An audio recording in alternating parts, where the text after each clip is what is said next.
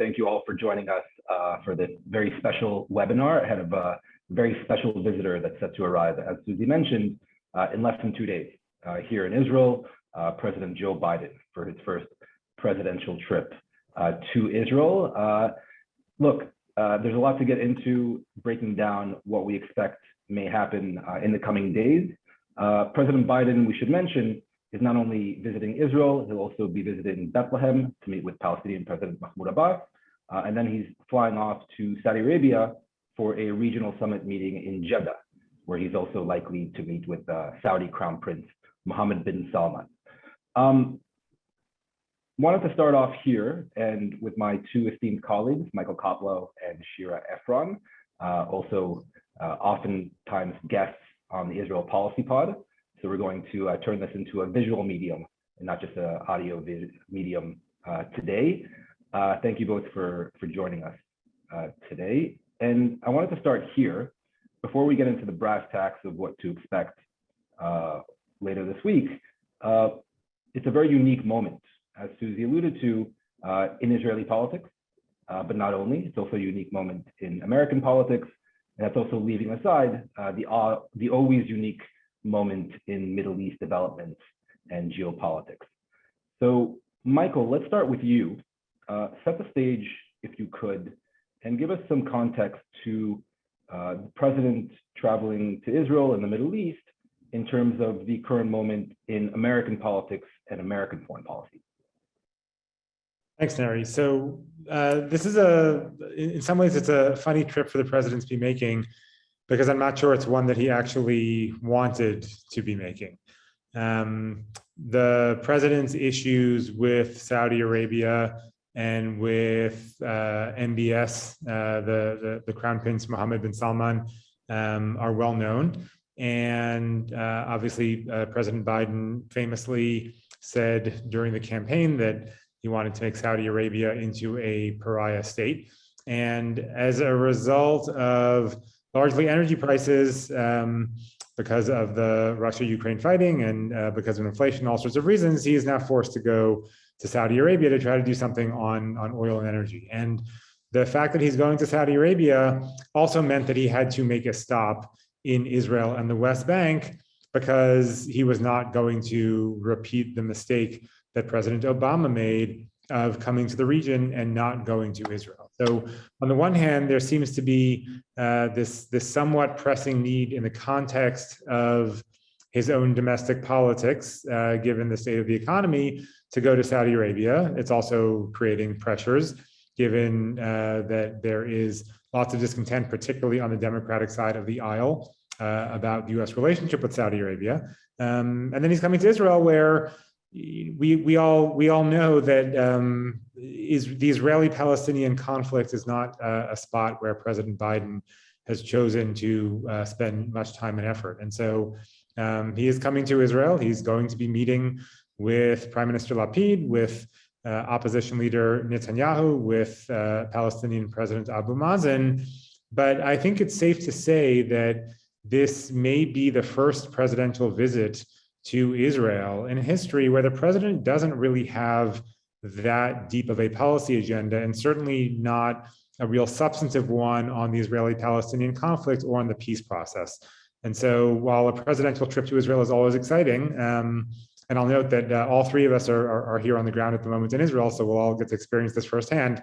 While a presidential trip here is always exciting, I'm not sure that there's going to be a huge amount that's going to come out of this one with regard to Israeli-Palestinian issues that we haven't seen before or that we didn't know before.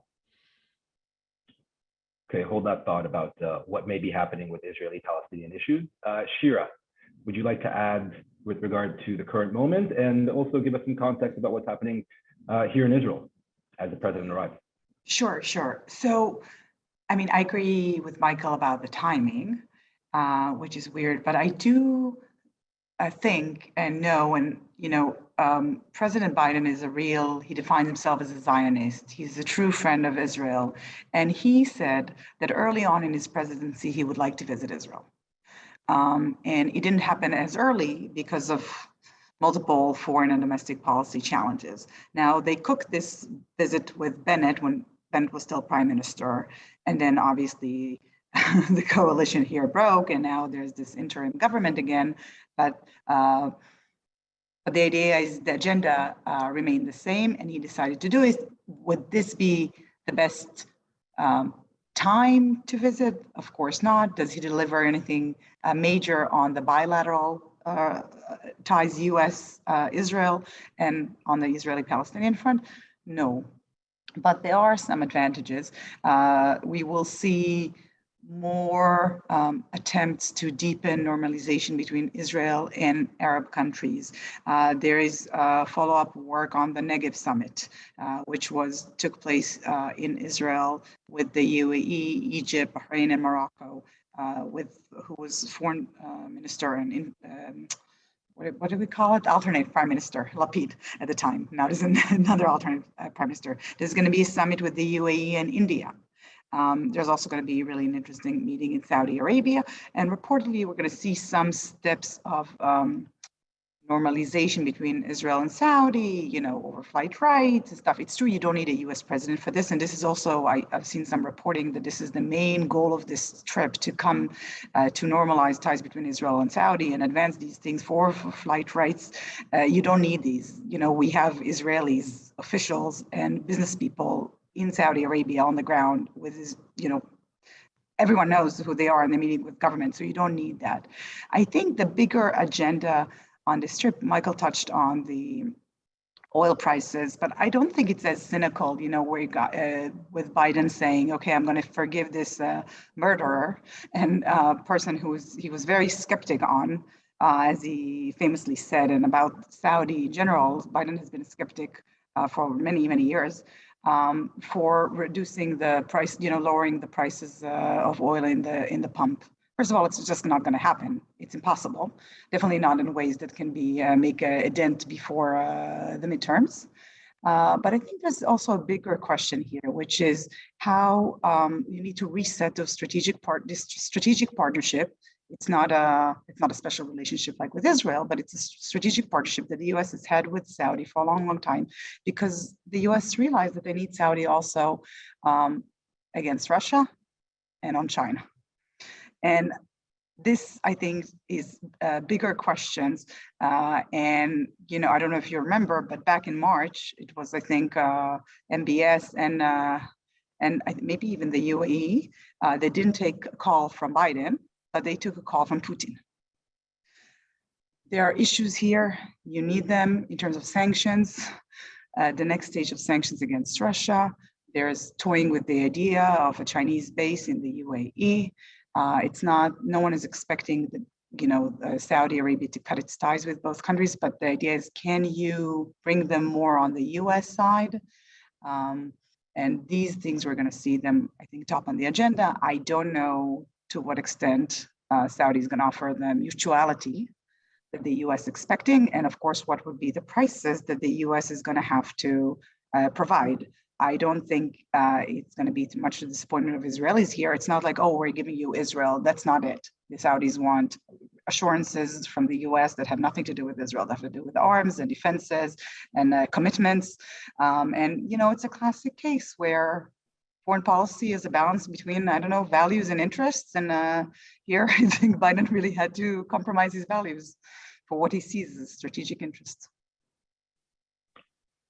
I think it's interesting that both Michael and Shira, when laying out the context and what we may see in the coming days, it's really more focused on Saudi Arabia and the Gulf Arabs and less about Israel.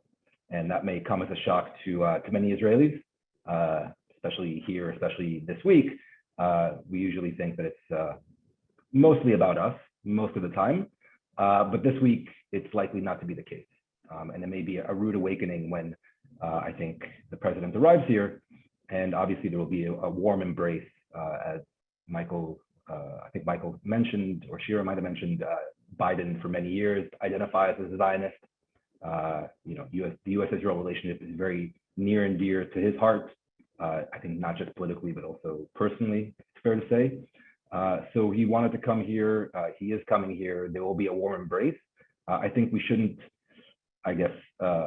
overlook the fact that it is a new Israeli prime minister, Yair Lapid, who's now in office, I think less than 2 weeks. So this will be a major kind of early moment in the Yair Lapid premiership ahead of elections in 4 months. And also, it's the first time in 13 years where a US president, especially a Democratic US president, is coming and meeting with a center-left Israeli prime minister. And while I don't expect Biden to, as they say, put his thumb on the scale of Israeli politics, especially during an election campaign, which we're in the midst of, I think the embrace of Lapid will be quite warm, while being very correct. And like was mentioned, he's going to meet with opposition leader Bibi Netanyahu as well. Obviously, the appearance of balance is very important, I guess, for this U.S. president, in contrast to maybe more recent previous U.S. presidents who very much got involved repeatedly in Israeli election campaigns. So with that, I wanted to switch into the actual issues on the agenda, which we touched on, but I wanted to delve a little bit deeper into them, into the brass tacks of what we're looking at in terms of policy, as our board member and advisor and former ambassador Martin Indyk told us on the Israel Policy Pod last week. You can't just have US presidents fly somewhere and give a speech. There has to be something beyond that, as they say, deliverables. So I wanted to start off with the Israeli-Palestinian issue, which I think it's fair to say isn't the #1 issue on the agenda for the coming days, but that's all well and good. We're going to put it #1. And I wanted to start with you, Shira, and I wanted to get a sense of what you're hearing in terms of actual deliverables on the Israeli-Palestinian front. We're hearing all kinds of, I guess, economic and civilian measures that may be in the works. By the way, I think we're 2 days out from the president landing, less, and I don't think any of it has actually been finalized yet, to say nothing of the schedule, by the way, which as a journalist here on the ground is a bit frustrating. They still haven't finalized the schedule. So Shira, what do you think we may see in terms of, I guess, positive steps on the ground vis-a-vis the Palestinians in particular? Okay, so I think I know they're still working on some of the issues and the actual deliverables. So maybe I'll start with what the Palestinians would like to see. Some of it is more realistic than the rest of it. The Palestinians would like a renewed commitment from the United States toward a two-state solution, and I think they're going to get that. They want a statement that the US has not given up on reopening the consulate for the Palestinians in East Jerusalem, and they could get a statement in that regard. I think they have calibrated their expectations to know that it's not going to reopen now or soon or ever, who knows. They do want two things that are not likely to happen, which is removal of the PLO from the terrorist list and also reopening of PLO mission in Washington. And they want these concrete,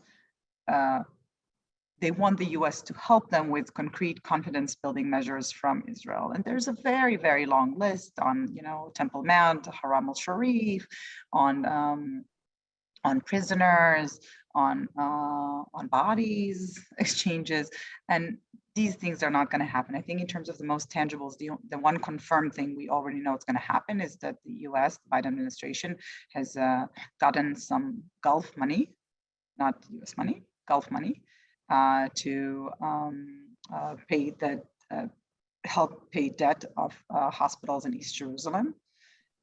This is a way of the UAE to support Palestinians without getting money to the hands of the PA.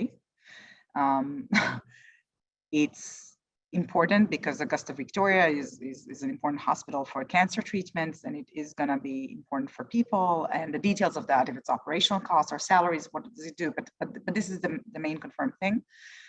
There is work on the returning Palestinian presence to the Allenby crossing, which is the crossing between the West Bank and Jordan, under the Oslo Accords. has to be Palestinian, but now there are no Palestinians there. So bringing back Palestinian presence there. This is something that Israel has been planning to do for a long time, regardless of the visit. And then because of elections here, everything stalled, and we'll see, I guess, in a couple of days if the U.S. Is pushing to help that. I am a bit skeptic, but who knows? And there's also going to be maybe a statement on steps towards reopening the airwaves. So I don't know if our listeners know, but in terms of the network in the West Bank, it's 3G. In the Gaza Strip, is 2G. Israel controls the airwaves. There's been an effort to push toward 4G for a long, long time. And the idea is that maybe the visit will help make that happen. But even if there's a statement on it, because of all the technical issues, it won't happen before 2024. So I think in terms of like the actual tangibles in their hands, we're going to be likely left with some statements, a visit, a handshake, and East Jerusalem hospitals, East Jerusalem hospital money. I don't know if Michael, being in Jerusalem, has heard of more. Yeah, I think that Shira has covered most of it. You know, what's been interesting is these are relatively small things, but that, you know, even in the context of these being relatively small things, because there is so little movement at the moment on any type of Israeli-Palestinian peace process, even these small moves are fraught on the Israeli side. And so, you know, we've heard Israeli officials talk about their reluctance to return to Palestinian presence to Allenby if it's going to involve signs of Palestinian Authority sovereignty. Today, it's been reported that there is Israeli discontent over President Biden's planned visit to Augusta, Victoria, because he is not going to be accompanied by any Israeli officials, even though Augusta, Victoria is in East Jerusalem, which is officially annexed Israeli territory. And there was a request to have Nitzan Horovitz, the health minister, accompany him, and the U.S. said no. So, you know, even these small things are causing a bit of angst. And again, it's because there isn't really much bigger going on, and so even these small things are kind of getting into the nitty-gritty of politics in a way that perhaps they would be overlooked in the past. But you know, I think the Israelis, you know, as dissatisfied as the Palestinians are going to be at the end of this process, given the long list of things that they want, compared to the list of things they're actually going to get, you know, I think on the Israeli side, it's kind of the opposite. I think they'll be happy to have President Biden come and show his support for Israel, show his love for Israel and the Jewish people, meet with Prime Minister Lapid and President Herzog and opposition leader Netanyahu, and you know, go to Yad Vashem and kind of do the birthright tour, and leave without anything big happening on the Israeli-Palestinian conflicts, because even under Lapid, I don't think this government wants to make big waves on it, and certainly not ahead of an election coming November 1st. And I'd say even more so given political events in Israel of the past 24 hours, where I know we're not, you know, this is not a webinar devoted to Israeli politics, but still worth mentioning that Benny Gantz and Gideon Sa'ar have merged their parties and explicitly made this play that they are the moderate Israeli right, and you know, explicitly referring to Lapid as the head of the left-wing Arab bloc. And I think even more so in light of that, Lapid will be happy to sort of get through 2 days without there being a huge amount of focus paid on the Israeli-Palestinian conflict, or things that he is being asked to do that will feed into this narrative of him being the leader of a left-wing bloc. Right. By the way, Michael, all webinars are related to Israeli politics, whether directly or not. Yeah. And I agree. I agree with that sentiment. For the past year plus of this Bennett-Lapid and now Lapid-Bennett government, we haven't seen any real pressure by the Biden administration on the Israeli government in terms of the Palestinian issue.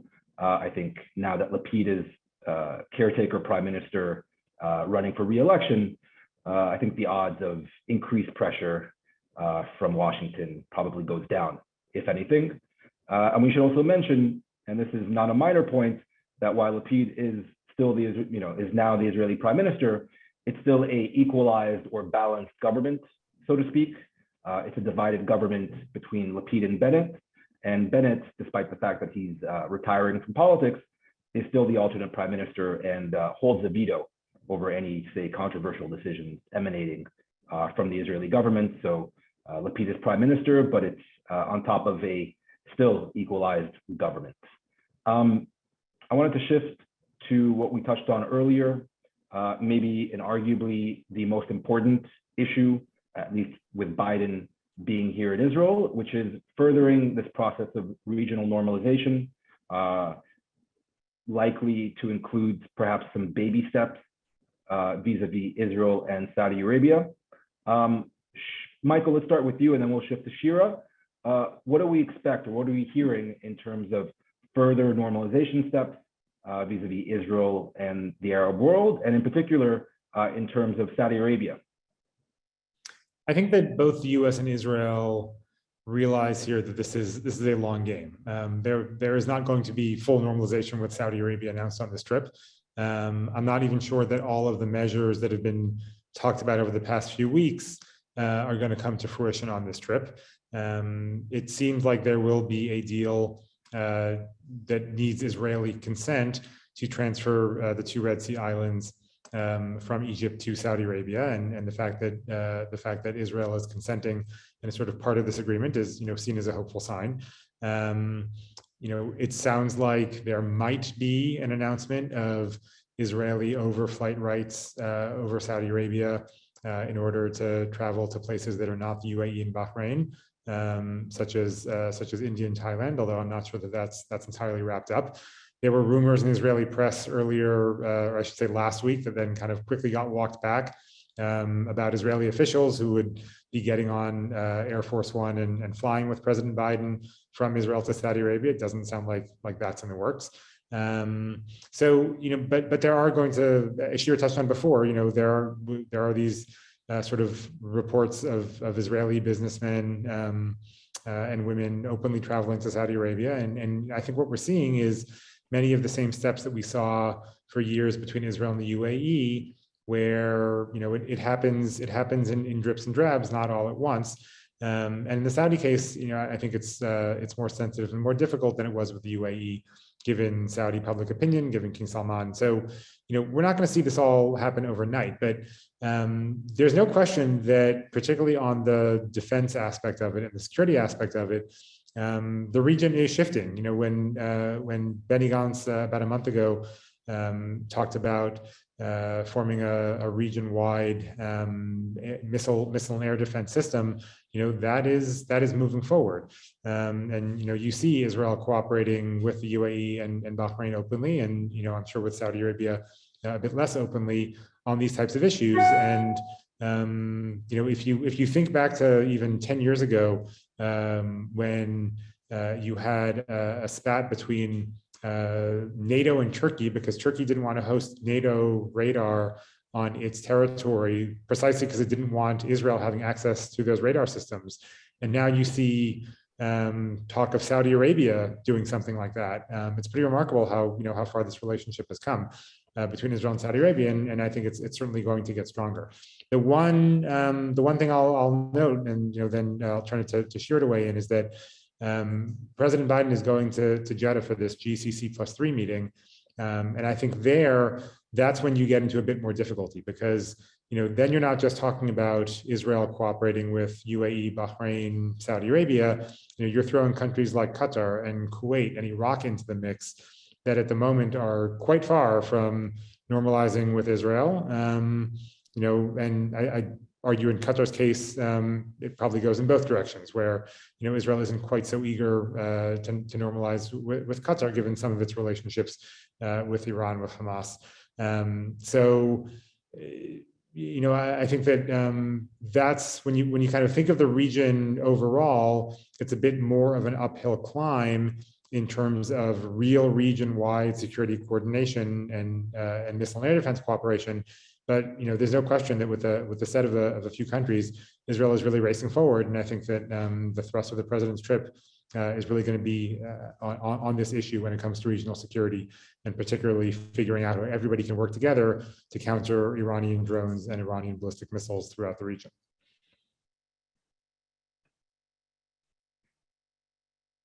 Yeah, I agree with Michael. This is the most important part, and this integrated air defense system and better security coordination under the umbrella of CENTCOM, Central Command, under the U.S.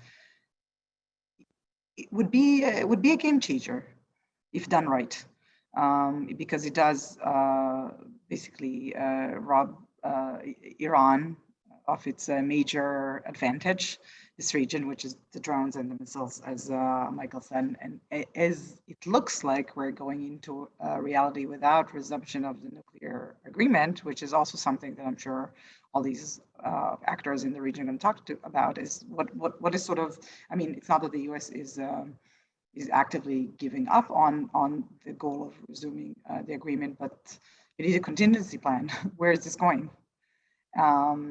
So this would be a major achievement, but it's not just that. I mean, there's the security dimension, but there's also the Negev summit, which started as a phone call between Yair Lapid to his counterparts and was a success way above expectations. Right now, it's going to be Negev 2 with working groups that are now sort of reverse engineering what's going to be in them, but they are working on them and they are going to take place. So if you would have that you have, security coordination on one hand and working on as, civilian and climate change and food and water and other challenges in the region on the other hand, and the US is providing assurances, supporting this infrastructure, but that is not at the tip of the spear and not being called on to protect its partners in the region and sort of being called on to solve problems. This could be a real advantage of something that we are all scared of thinking of, the US is withdrawing from the region. But if it's done right, that's not a real withdrawal, but it's actually, we are encouraging our partners and allies in the region to work together, and we will facilitate it. It's I'm putting the Palestinian issue aside, which is dear to our hearts at IPF, but I think on the bigger regional, so this is a positive trend if done right, and the key here would be the implementation. And we should also mention that President Biden is supposed to visit Israeli air defense batteries, whether the Iron Dome or the Iron Laser, which is being developed. So at least in terms of the optics, that'll be a major point of emphasis when the president is here on the ground to say that we're supporting both Israeli defense and with an eye, as Shira mentioned, this kind of regional, at least air defense architecture. Final issue that has to be raised ahead of the president's visit, Iran. And arguably, this is the main point of divergence between this Israeli government and Washington, although we have to say it's being managed, I guess, much more civilly and more often than not behind closed doors than previous Israeli governments and previous US administrations. But there is a point of departure here, where the Israeli government, even under Bennett and continuing now under Lapid, are adamantly opposed to any renewal of the Iran nuclear deal. And on the flip side, the Biden administration from day one in office has been trying to return to the deal, renew the deal. The prospects of that, I think, are diminishing, but at least outwardly, the US administration has not given up hope. And so the talks are still ongoing. What we might see, I think, at least in terms of the conversations between Biden and Lapid and the staffs of the two countries, is what they call here further coordination. In other words, what the Israelis want to see is, okay, if there is a deal, that's one scenario, but if there's no deal, I think it's fair to say the Israelis, and maybe I'll get Michael and Shira's opinion, the other regional actors want to see a more robust, more forceful US response if there's no deal, further sanctions on Iran, further steps towards military deterrence of Iran, and so on and so forth. Anybody, I think, who read President Biden's Washington Post op-ed, I think over the weekend, not sure if the US president is quite there. He was very, very proud in the fact that he's the first US president, as he said, as he wrote, in 20 years, not to have US combat troops in active warfare in the Middle East. So Michael, let's start with you. On the Iran issue, how do you expect it to be managed in the coming week? And then even after Biden returns to Washington, how do you think this issue will be managed moving forward? I don't think there's going to be a lot of disagreement between Biden and Lapid while Biden's on the ground in Israel. I think that we saw in the last 24 hours Lapid trying his best to sort of rhetorically push the U.S. and talk about his desire to see snapback sanctions put in place. And as you noted, it's pretty clear that no matter who is prime minister here, whether it's been Netanyahu or Bennett or now Lapid, they would all like to see a more forceful U.S. presence in the region. And I think what they really like to see is a credible U.S. military threat as a way of deterring Iran. But at the moment,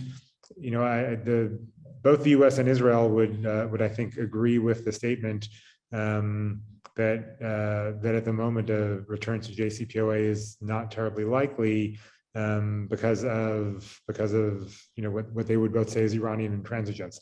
And so as long as it doesn't look like a deal is imminent, I think it makes it easier for President Biden and Prime Minister Lapid to paper over whatever differences they have.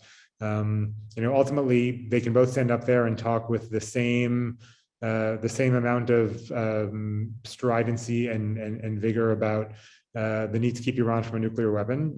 They can both get up there and talk with the same stridency and vigor about Iranian adventurism throughout the region and the need to counter it.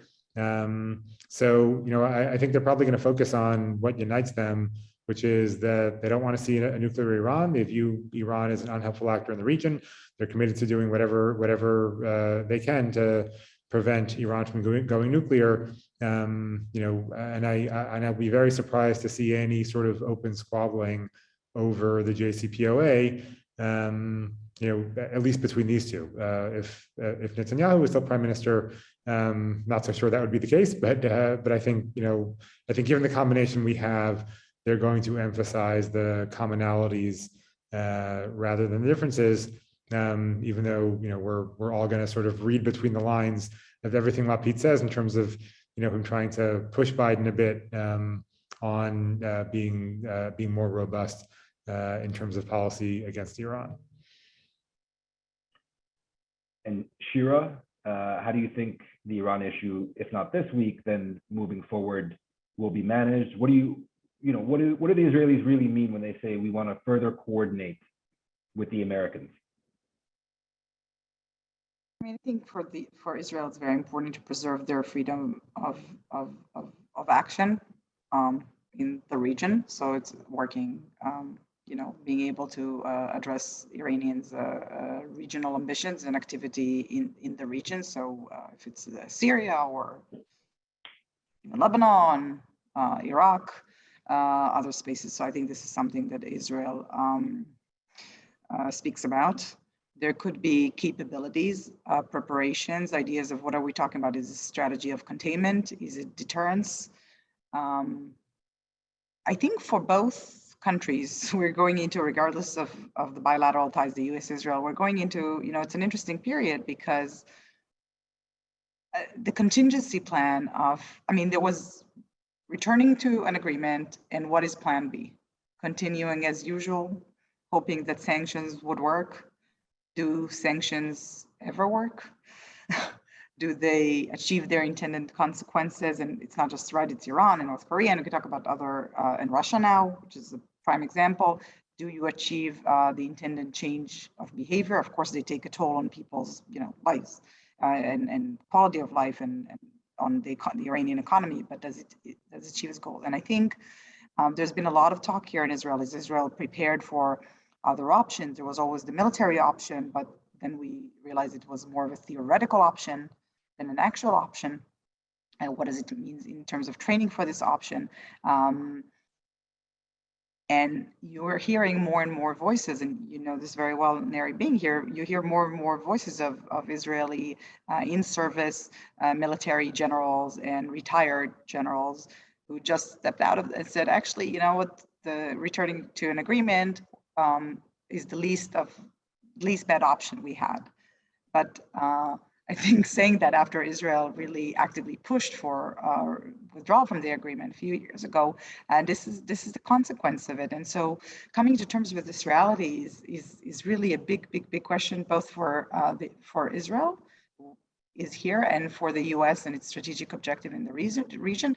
And it's also interesting that when you look at the convergence of interest between Israel and Arab countries in the Gulf, this is where they're not aligned 100%, because geography does play a difference. There are business ties and family ties and people's ties and different vulnerabilities that are created by this space. So on the nuclear issue, Israel is not even one, you know, is aligned with its new friends in the Gulf, which also creates not friction, but what does it mean about the ability to have a coordinated region on this question? That's a great and I think underappreciated point. The Gulf Arab states and others are increasingly speaking with Iran, just as they're further reaching out to Israel, sure, but it's not just a one-way street. And so I'm also curious to see what, if anything, comes out of the Jeddah summit over the weekend, particularly on the Iran issue. Okay, with that, we're going to turn to audience questions. Feel free to send in more questions. We have a few already on the lineup. Let's start with this one. This is a great question from our friend Ishan Tharoor from the Washington Post. What sort of shadow, if any, does the killing of Shireen Abu Akleh cast over Biden's visit? Michael, let's start with you. I can start. So, you know, this remains a huge issue on the Palestinian side of things for obvious reasons.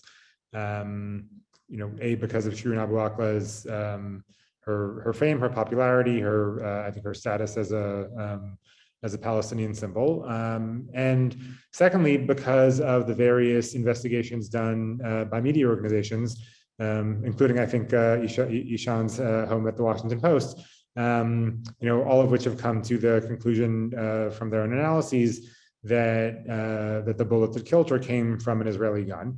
And so, you know, no doubt it's something the Palestinians would raise in their meeting with President Biden no matter what. You now have on top of this the US investigation from a week ago where the Palestinians agreed to give the bullet to the US security coordinator for the United States to conduct its own ballistic analysis. And what happened was that the US issued a statement saying that the bullet was too damaged to conduct any definitive forensic analysis, but that after having access to the investigations conducted both by Israel and the Palestinian Authority, the US was coming to the conclusion that the bullet most likely came from the Israeli side, and that also it was not fired at Shireen Abu Akleh intentionally, and that it was an accident.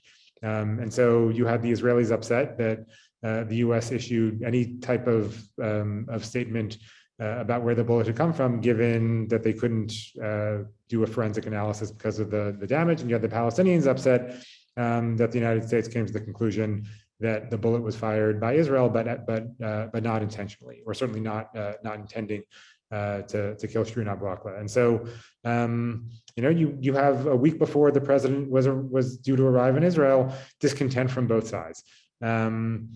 I'm certain that the Israelis will not raise this issue with President Biden. I think they want to just, you know, let this go. I'm certain the Palestinians will raise it with President Biden. But you know, I think that given the tenor of this visit and given what President Biden is hoping to accomplish, I don't think this is going to catch cast a very long shadow. I think that ultimately the Palestinians, if they're going to be disappointed about something, it's more likely going to be about specific policy initiatives that they want the U.S. to undertake that are, as we discussed before, are likely not going to be undertaken. Where this is, I think, going to remain much more of a lingering issue is in Congress, where we've seen a lot more attention paid to it. But in terms of the president's time on the ground here, I don't think it's going to be the type of thing that dominates the conversation or dominates the coverage. Yeah, and I think, sorry, I'm just going to say that I think, for good and for bad, this issue has been played out a lot. So I'm just not sure, what a big shadow it can have. Maybe a small one. This is clearly more of an issue, domestic issue in the U.S. Of course, on the Palestinian side, I think from Israeli perspective, it's a non-issue now at the moment. Obviously, one that they're not going to raise. But the interesting, and as Michael said, with the announcements last week of the official announcements of the U.S. is that it annoyed everyone, which means it probably did something right. So Israelis were very upset. I know that there were concerns that this can be played out in international criminal court. So there was a concern, but there's no case here, obviously, because there is no intent, right? If this was Israelis' responsibility, which I think was the hope that Israel would assume some responsibility for it, it was clearly not intentional. So these were the concerns here, but I agree with Michael. I think it's going to stay an issue on the Palestinian side. It's going to stay an issue at home in the US, but not here during the visit. I'll just add one caveat to that. I know that there's at least one demonstration planned for Thursday afternoon outside the King David Hotel in Jerusalem, where President Biden is staying, by, I think, Palestinian activists in Jerusalem. Now, how close they can get to the King David Hotel remains to be seen. I think half of the city will be on almost complete lockdown. So how close they get remains to be seen. But I think the point is an interesting one, where if President Biden, say, travels to East Jerusalem, or there's a demonstration, say, in somewhere in central Jerusalem, or a demonstration, say, somewhere in Bethlehem, there are going to be hundreds of journalists on the ground here over the coming days. And they're already flying in as we speak. And not a terribly helpful visual, right, to have the US president giving a speech, say, in an East Jerusalem hospital or in the presidential palace in Bethlehem, with demonstrators outside holding an image of Shireen Abu Akleh. Now, how organized this will be, how impactful it will be, remains to be seen. But I wouldn't rule it out, let's say, in terms of what could be unexpected in the coming days here on the ground. Yeah, no, that's a really good point, and the optics of that would be obviously. Right, and as we all know, journalists are suckers for optics, and so there are going to be a lot of journalists here, as I know personally. A question, a great one actually, from Alan Warshaw.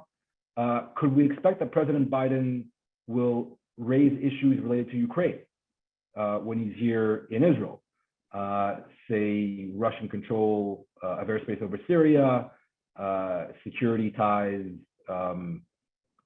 between Israel and Russia, or I guess diplomatic ties between Israel and Russia, or on the flip side, diplomatic ties between Israel and Ukraine. What do we think about this? This is a very intriguing question because, as we know, Yair Lapid, as foreign minister, took a much harder line vis-a-vis Russia's assault on Ukraine than former Prime Minister Bennett did, who was really dancing this very delicate dance vis-a-vis Putin. So what do we think? Will Biden raise the issue, number one? And will Lapid actually engage on the issue and perhaps say something unexpected in terms of Israeli policy vis-a-vis Russian aggression in Ukraine? Shira, let's start with you. So, I think it is interesting, right? When Bennett was prime minister and Lapid was alternate prime minister, it was very easy to play sort of the bad cop, good cop on this. we don't have this option anymore, this luxury. And with that said, I don't know that Israel's policy is really going to change on this question, because I think fundamentally the Israeli security establishment and the decision-making apparatus still believes that Israel with neighboring Russia, right? Obviously, with Russian presence in Syria, is something that Israel can take risk with, especially as it wants to preserve its freedom of action against Iranian shipments of arms to Hezbollah and Iranian entrenchment in Syria. So on the other hand, it's not just interest, and granted it was a different government, but we should remember also that when Putin invaded Crimea, and that was before Russia was in Syria, President Obama asked Israel to take a tougher stand, and Israel didn't take a tougher stand then either. So the interests with Russia and other questions of relationships and ties and economic linkages are probably deeper than just the Syrian presence. However, I think in terms of the covert Israeli support that probably is in Ukraine is something that that is discussed. Is the president going to raise issues on Israel's policies on Russian oligarchs, on sanctions, on personal stuff? I mean, I think that's very possible. But I don't know. This is something that's clearly on the agenda for the second part of this trip, and I don't see why this issue, at least, is not going to be raised here. Maybe in a form of a dialogue. I don't know what the expectations are of the U.S. administration are from Israel, but this will definitely come up. Yeah, I agree with Shira. I'm sure it will come up, but I also think that there's certainly anger in the administration about the initial Israeli reaction to Russia's invasion of Ukraine. I think that has probably dissipated a bit over time, especially given that Israel has upped its humanitarian assistance and its non-lethal military assistance. And it's also clear early on there were people who were calling for Israel to provide Iron Dome to Ukraine. It's pretty clear that that's not something that would be helpful in the Ukrainian military arena. So I do think that some of the U.S. anger is dissipated, and to the point about Lapid is the face of this now, no longer Naftali Bennett, and I think that as was noted, Lapid has taken a tougher rhetorical tack, at least, against Russia from the outset, and that may go some way toward alleviating whatever residual U.S. anger remains as well. And I'll just note, Yair Lapid has been Prime Minister of Israel for a week and a half.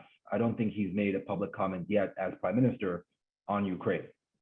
So while I guess we do expect some mention about Ukraine, it'll be very interesting to see how he frames it, right? Whether a lot more carefully a la Bennett, or a lot more hard line, accusing Russia of war crimes, etc., like Foreign Minister Lapid. Be very interesting. Right, but I do think it. Sorry, I just to add to this, because I think it is important to say that, had Prime Minister Lapid been elected Prime Minister and formed his own coalition, we could have seen different behavior than what we can see from him now that he's in election period. And as you started first, right, he's trying to not look more leftist, more soft. So I think that the idea is that on some of these issues is to take the Bennett line now. So it's not just how many days he's been in office. It's the way he got into office and how much time he has in office, which I think determines his actions and responses. Right, and look, big picture, Lapid wasn't, he didn't land in the prime minister's office from the moon a week and a half ago. He was foreign minister and alternate prime minister. He was, I think, 98% fully coordinated with Naftali Bennett in terms of Israeli policy, foreign and otherwise. So there's more continuity than not, I would say, in terms of Prime Minister Bennett and Prime Minister Lapid, especially ahead of November 1st. Final question, and I'll combine both questions, and it'll take us full circle back to how the conversation started. How do you think this presidential visit will impact Lapid's chances on November 1st, Election Day? And conversely, what impact will this trip have for Biden's political fortunes back in America, where we know poll numbers haven't been great of late? So Shira, let's start with you, and then we'll head to Michael. Feel free to tackle either country or both. Oh God, I cannot make political predictions. It's so confused. You know, first of all, we had how many days we have? 114 days for Israeli elections. That's eternity. So much more can happen. You see so many more people joining politics, parties going, parties uniting, parties merging, parties leaving, you know, people in. So I think by the time the election is going to take place, I don't know what this visit is going to do. If the impact is going to be felt. I also think that Israelis don't go to the polls based on a hug from a foreign leader.